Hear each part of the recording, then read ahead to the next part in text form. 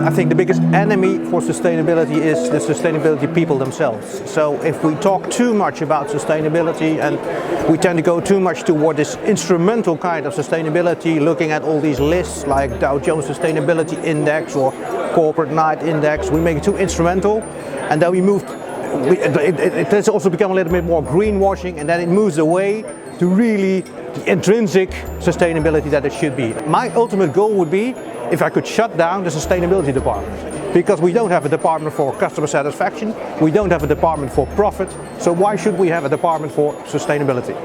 The real challenge is how it fits in with that new socio-political order that we saw emerge in 2016. I think to move beyond the rhetoric and start doing things that really restore trust with consumer groups, because there's an asymmetric relationship. Bad news carries much further than there's good news. So all the good news that we have from the many companies here can be overshadowed if one big company does something wrong.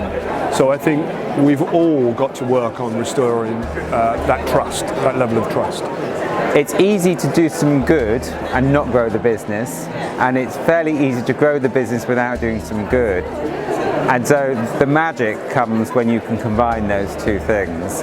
And that can be a challenge in short-term environments where we know that actually there's pressure on profitability, there's Brexit, there's all sorts of things going on in the world. I think one of the biggest barriers is really being able to take that long-term view, because I think and as a 300-year-old organisation, it's something we really pride ourselves on, but I think the real danger is that if you don't think long-term, then you sort of set off on the wrong trajectory and realise that you've fallen short of where you needed to be ultimately.